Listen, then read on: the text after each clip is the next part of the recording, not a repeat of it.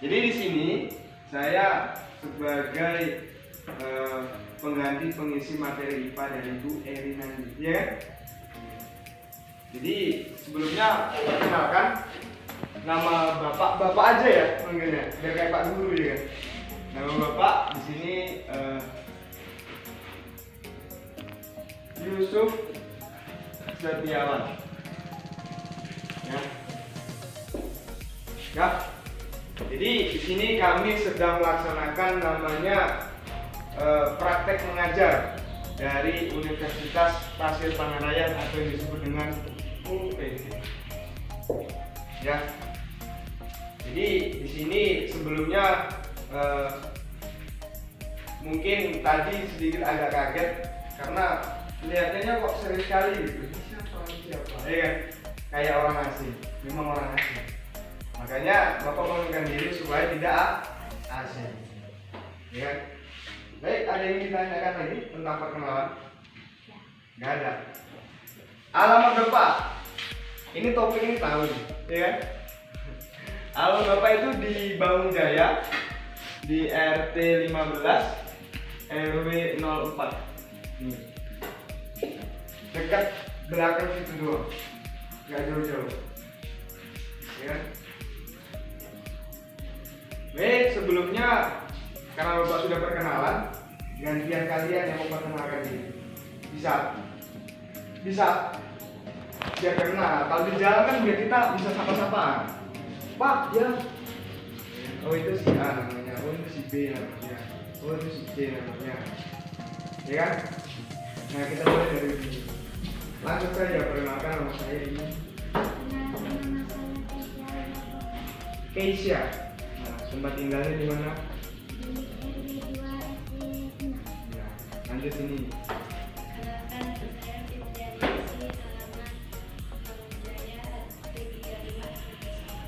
Lanjut sini. Perkenalkan, nama saya Taufik Rizal, tinggal di RT 13 RW 9. Tuh.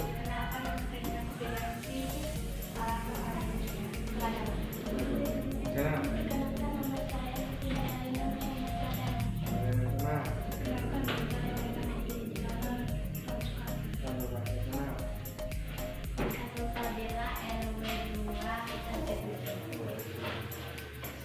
Sebelumnya, Bapak ingin tanya, jumlah di kelas ini berapa orang?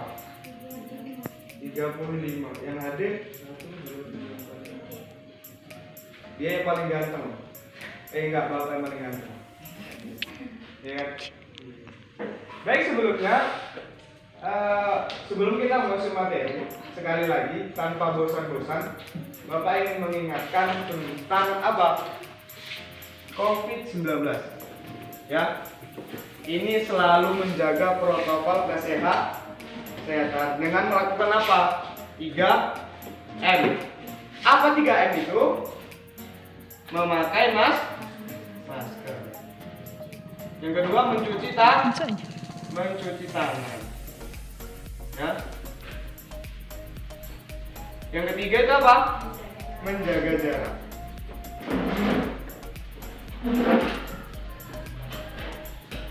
Ya, ini selalu dipraktekkan di kehidupan sehari-hari supaya apa? Supaya kita terhindar dari COVID-19. Nah, kalian belum memakai masker silahkan dipakai. Ya, karena ini bukan pajak. Kalau Bapak kenapa dengan di bawah? Karena lagi ngomong. Kalau seperti ini bau agaknya. Bau jigongnya, ya kan? Udah dipakai maskernya? Udah kan? Baik, sebelumnya dari Bernande kalian baru materi sampai mana? Hah?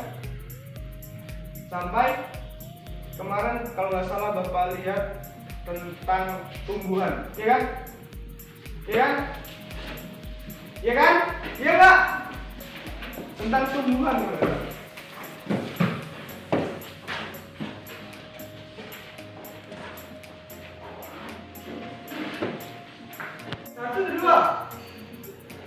Kalau nama Fatil?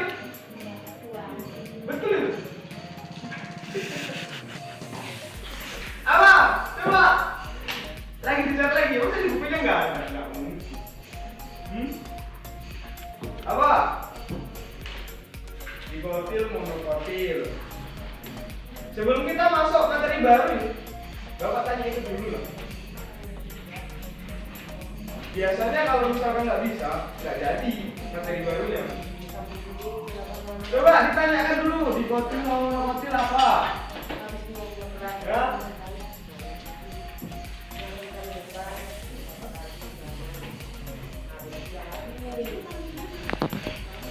Ada di buku? Ada nggak? Nanti Bapak dengan Bernadi. Itu anak-anak belum paham tentang tumbuhan. Dikotil monokotilnya nggak tahu.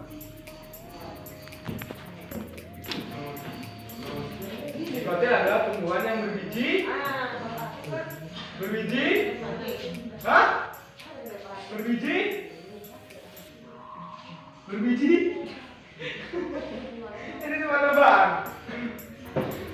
Berbiji? Kalau monokotil? Berbiji berapa? Kalau dikotil berbiji? Itu ya? Paham?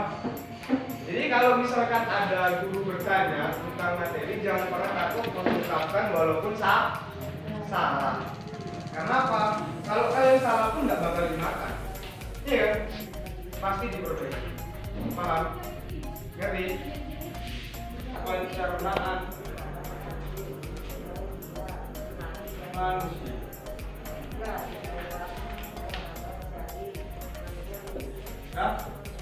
Nah, berbicara tentang sistem pencernaan manusia ini tidak terlepas dari makanan. Ya kan? Ya. Dari sistem pencernaan manusia ini tidak lepas dari makanan. Makanan. Ya. Nah, makanan ini ya merupakan efek dari sistem pencernaan pada manusia. Nah, makanan ini juga terbagi. Yang selanjutnya itu ada karbohidrat. Ada di bukunya? Ada. Bab 4. Sistem pencernaan. Ada? Ada. Ya kan? Bab 4 kan? Iya. Nah, dari usus besar tadi menghasilkan fases, maka fases ini dikeluarkan melalui apa? Makanya kita sebagai manusia jangan lupa selalu bersyukur kepada Tuhan yang Maha Esa. Karena apa? Karena Tuhan itu menciptakan sangat luar biasa sistem tubuh kita, ya kan? Bayangkan di mulut Tuhan menciptakan apa? Ada gigi, ada lidah, ada ludah. Nah, fungsinya untuk apa? Di situ kita terangkan. Gigi untuk menghancur makanan dan sebagainya. Makanya selalu kita bersyukur kepada Tuhan yang Maha Esa. Bayangkan saja kalau tidak ada rongga mulut, masa makan dari kerongkongan? Masa langsung kita masukkan dalam perut? Enggak mungkin. Tuh, ya kan?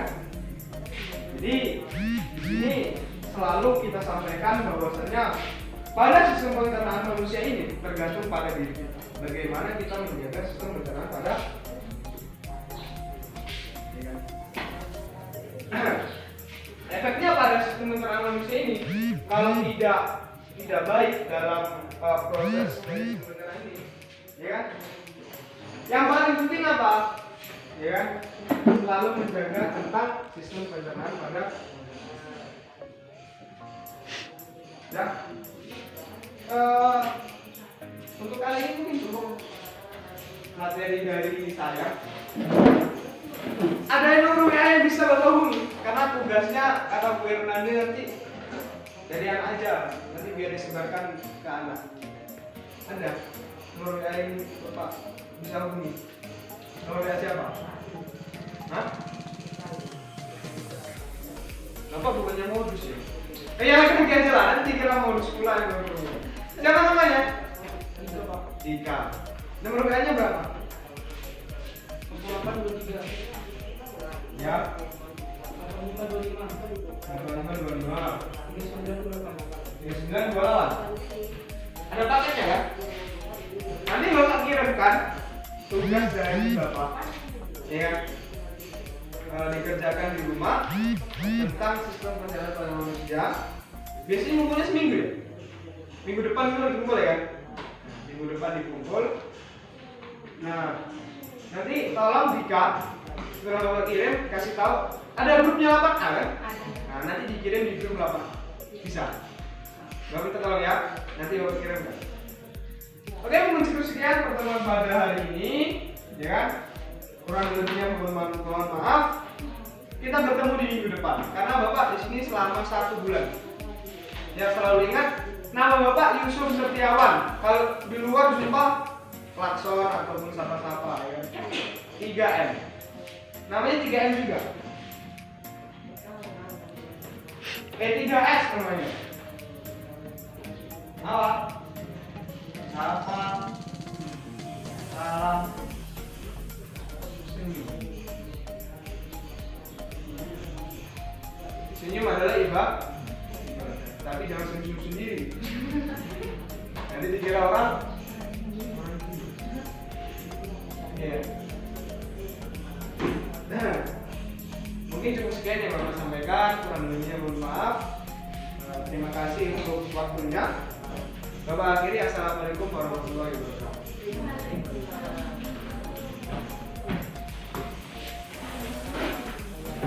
Assalamualaikum warahmatullahi wabarakatuh. Waalaikumsalam warahmatullahi wabarakatuh. Bapak di sini akan menunjukkan mengenai saluran pencernaan pada manusia. Nah, bisa dilihat sendiri. Ini merupakan sebuah gambar saluran pencernaan pada manusia. Itu bisa lihat dari mulut, kerongkongan, ada juga di sini usus 12 jari bisa dilihat nih, dan juga ada usus halus ya, ada juga usus besar itu yang berwarna kuning, dan juga ada anus. Nah, di sini Bapak akan menjelaskan masing-masing mengenai saluran pencernaan pada manusia. Yang pertama itu ada tanda merah, bisa dilihat sendiri. Ini kita kasih nama dengan paku warna merah. Nah, paku warna merah ini menunjukkan mulut. Nah, bisa dilihat mulut. Nah, di dalam mulut ini kita lihat itu terdapat beberapa bagian, yaitu ada lidah ya, dan juga ada gigi. Masing-masing memiliki peranan masing-masing pada sistem saluran pencernaan. Gigi. Nah, gigi ini berfungsi untuk apa? Tentunya untuk membelah makanan atau mencabik-cabik makanan. Nah, selanjutnya pada lidah itu merupakan alat untuk membolak-balikkan makanan supaya mudah untuk dihancurkan pada gigi. Dan juga di dalam mulut juga terdapat ludah. Nah, ludah itu memiliki senyawa kimia. Saluran kimiawi itu ada di dalam ludah yang berbentuk enzim atau enzim. Jadi kerja mulut ini sama seperti ibaratnya mesin dari pembuat semen. Kalau kalian tahu bahwasanya pekerja mulut ini seperti pembuat semen, itu ada giginya, ada juga lidahnya sebagai pembalik itu setirnya ya. Kalau di mesin dari semen tadi ada juga ludahnya itu ada seperti air. Jadi kerja dari mulut ini adalah untuk mencerna atau untuk proses dari penghancuran makanan. Nah, selanjutnya itu ada kerongkongan. Kerongkongan itu bisa dilihat bahwasannya di sini ada paku berwarna hijau. Ini ya, kerongkongan yang dua ini. Nah, ini adalah sebagai penyalur kerongkongan, bisa dilihat. Nah, tadi di dalam mulut tadi ini diproses makanan tersebut supaya hancur dan mudah untuk melewati dari saluran kerongkongan ini. Nah, kerongkongan juga dapat melakukan gerakan melebar dan menyempit. Selanjutnya, kerongkongan itu ya bergelombang dan meremas-remas guna mendorong makanan masuk ke dalam lambung. Gerakan itu disebut dengan gerakan peristatik. Nah, gerakan peristatik itu disebut tadi di dalam kerongkongan, yaitu untuk daripada menyalurkan makanan tadi untuk masuk ke dalam lambung. Nah, selanjutnya di sini ada lambung. Lambung bisa dilihat sendiri, di sini ada paku kuning lambung ya. Di dalam paku kuning itu lambung merupakan suatu kantung yang terletak di dalam rongga perut sebelah kiri. Jadi kalau kalian tahu sebelah kiri itu ada lambung. Makanya kebanyakan orang yang sakit mah itu selalu di sebelah kiri. Dan juga untuk menyimpan makanan sementara dan melakukan pencernaan secara kimiawi. Jadi di dalam lambung ini itu merupakan penyimpanan makanan sementara. Kalau ibaratnya di sini adalah kulkas. Ya, kulkas dari manusia itu adalah lambung. Jadi disimpan makanannya di dalam ini, dicerna secara kimiawi sampai terbentuk ada protein dan lain sebagainya, baru nanti lari ke usus 12 jari. Ya, atau usus 12 jari. Ini bisa dilihat di sini. Memiliki lambung. Nah, di sini kita ingin mencerna daripada sakit lambung atau yang disebut dengan mah, karena kita di sini adalah saluran pencernaan makanan. Jadi, mengapa seseorang itu bisa sakit mah? Bisa dilihat bahwasanya lambung ini adalah kulkas, ya kan? Atau kulkasnya manusia menyimpan makanan di dalamnya. Jadi, karena tadi jam kimiawi namanya seseorang makan, ya kan? Karena tadi kulkasnya harus keisi, karena dia jam kimiawinya dirubah dalam proses makannya manusia tersebut, maka dinding-dinding daripada lambung ini akan terluka, sehingga nanti disitulah yang disebut dengan mah. Makanya untuk menjaga lambung ini, selalulah menjaga pola makan kita, jangan pernah merubah jam biologis daripada manusia tersebut. Apa yang disebut dengan jam biologis? Semisalnya, ya kan, seseorang makan itu terbiasa dengan makan jam 8 pagi. Tiba-tiba dia merubah tidak sarapan dan makan pada siang hari. Itulah yang bisa menyebabkan daripada sakit lambung tadi. Nah, selanjutnya adalah usus, ya. Di sini ada usus besar, ada usus halus, ada usus 12 jari. Selanjutnya di sini usus sendiri itu kita masuk pada usus halus. Usus halus itu terbagi menjadi 3 bagian, yaitu usus 12 jari. Ini termaksud daripada bagian dari usus halus, ya. Itu bisa dilihat pada tanda merah. Nih, pada tanda merah ini adalah usus 12 jari. Selanjutnya usus juga ada yang namanya dengan usus kosong dan usus ileum atau usus penyerapan. Usus halus ini berfungsi penyerapan sari makanan. Jadi pada usus halus inilah, ini usus halus itu warna hijau, ini ya usus halus. Nah, inilah proses penyerapan daripada sari-sari makanan yang dapat dicerna oleh tubuh manusia. Itulah yang difungsikan dengan usus halus tadi. Dan seterusnya ada usus besar. Nah, usus besar ini yaitu mengatur kadar air sisa makanan dan juga sebagai penampung dari sisa makanan yang tidak dapat diserap oleh usus halus. Jadi di dalam usus halus ini, ya kan, adalah penyerapan sari-sari makanan yang dapat dicerna oleh manusia. Sementara usus besar ini adalah proses pengaturan kadar air dan juga sisa-sisa makanan dari usus halus ini yang tidak dapat dicerna oleh usus halus. Makanya dia masuk ke usus besar. Ibaratnya untuk dibuang, ya. Ini bisa lihat pada biru jalannya. Dan yang terakhir ini adalah anus. Anus ini adalah sebuah saluran pencernaan untuk proses pembuangan fases atau kita biasa disebut dengan kotoran manusia. Makanya manusia selalu buang air besar. Nah, inilah prosesnya, yaitu sisa-sisa zat makanan yang tidak dapat diserap oleh tubuh manusia. Baik, tadi bisa dilihat jalannya, ya, dari mulut ke kerongkongan, ya, masuk ke dalam lambung, terus masuk ke dalam usus, ya kan. Ini ada usus 12 jari, ada usus halus, ya kan, bisa dilihat langsung dikeluarkan melalui anus. Jadi inilah daripada alat peraga dari pencernaan manusia, atau disebut dengan di sini adalah saluran pada pencernaan manusia.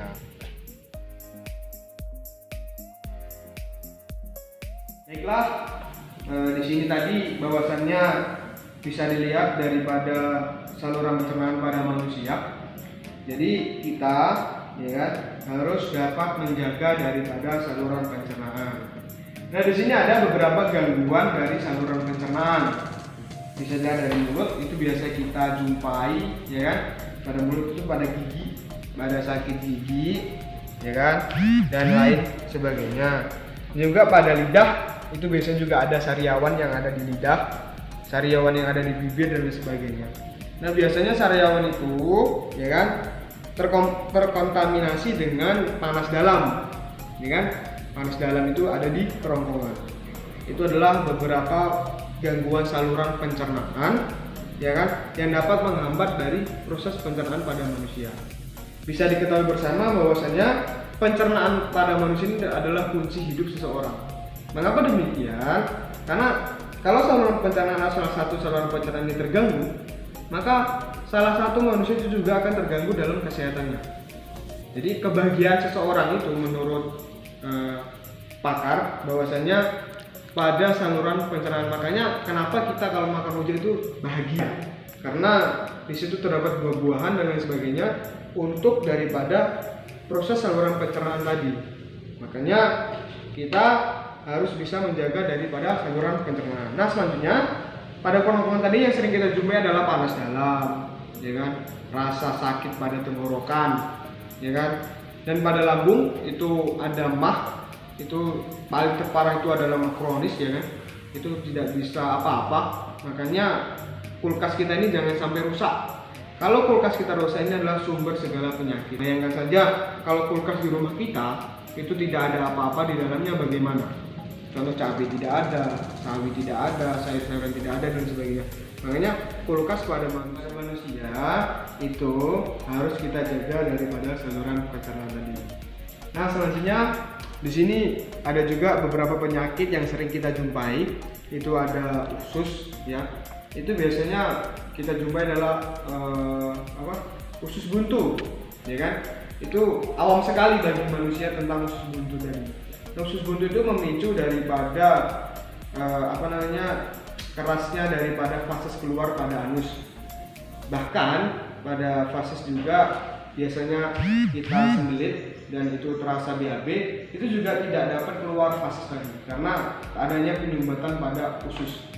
Nah, biasanya usus ini atau usus buntu tadi, pengobatannya salah satunya jalannya adalah operasi, yaitu pemotongan usus tadi yang tersumbat.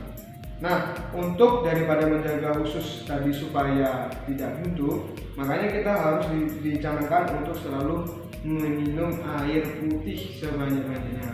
Makanya kapasitas daripada manusia ini adalah tubuh jadi tersusun dari air. Untuk apa? Untuk melancarkan daripada proses pencernaan makanan pada manusia sendiri. Nah, selanjutnya di sini adalah beberapa penyakit dan juga cara penanggulangannya untuk daripada proses pencernaan pada makanan. Nah, makanan yang baik adalah makanan yang banyak daripada vitaminnya dan juga banyak daripada untuk memproses untuk pencernaan pada manusia tadi. Dan juga kita harus selalu menjaga kesehatan untuk apa? Untuk melangsungkan kehidupan yang lebih baik lagi. Baiklah, selanjutnya di sini ada beberapa tambahan daripada alat pencernaan makanan tadi, karena tadi kita membahas mengenai gangguan, dan juga di sini ada namanya hati, ya, hati pada manusia. Jadi fungsi hati ini bukan hanya untuk mencintai, nih bisa dilihat sendiri hati, ya, hati. Jadi sekali lagi hati pada manusia ini bukan hanya untuk proses ya daripada untuk mencintai, tetapi juga hati ini berfungsi ya kan untuk namanya ada penawar daripada racun. Jadi hati ini adalah penawar pada racun. Jadi racun pada manusia apabila terkena racun, maka hati inilah yang proses daripada racun tersebut, penangkal daripada racun. Dan selanjutnya hati ini juga termaksud organ manusia yang terbesar. Bisa dilihat pada gambar. Ini hati juga bisa dilihat daripada manusia yang paling terbesar. Ya, biasanya hati ini kalau sudah bisa pembengkakan, maka di sini akan terganggu juga pernapasan. Jadi penyakit hati ini juga banyak, bukan hanya sakit hati karena cinta, juga sakit hati karena apa? Karena penyakit. Ya. Makanya banyak sekali di sini ada beberapa orang yang meninggal tentang hati tadi. Ya. Nah, biasanya disebut dengan liver atau penyakit hati tadi. Nah, terjadi pembengkakan pada hati dan juga bisa juga manusia itu mengalami proses gangguan pernapasan pada manusia tadi. Makanya kita harus sebagai manusia, Tuhan Yang Maha Esa menciptakan manusia itu sangat sempurna. Bisa dilihat daripada kita pembelajaran dari alat pencernaan makanan, betapa sempurnanya susunan dari seluruh alat pencernaan pada manusia, dari yang menghancurkan, dari menyimpan, dari pembuangan, dari penawarnya dan lain sebagainya. Makanya kita harus selalu bersyukur kepada Tuhan Yang Maha Esa untuk selalu meningkatkan ketakwaannya kepada Dia. Pancasila yang pertama. Jadi itu yang bisa kita ambil dari materi sistem pencernaan pada manusia. Baiklah, mudah-mudahan kita selalu dalam lindungannya dan juga mudah-mudahan kita selalu terjaga kesehatan, karena kesehatan adalah mahal. Yang paling lebih baik kita mencegah daripada mengobati. Itu memang benar, karena sakit itu adalah, sehat itu adalah mahal. Untuk sehat saja bahkan orang bisa menghabiskan ratusan juta rupiah hanya untuk sehat dan kembali normal. Makanya jika kita bisa menjaganya, ya. Mudah-mudahan kita selalu sehat dan juga selalu bahagia. Mungkin itu saja yang dapat saya sampaikan ya. Kita cukup sekian dari materi sistem pencernaan pada manusia, atau di sini disebut dengan ada alat pencernaan pada manusia. Mudah-mudahan paham dan juga mudah-mudahan bermanfaat bagi anak-anak sekalian. Bapak akhiri, assalamualaikum warahmatullahi wabarakatuh.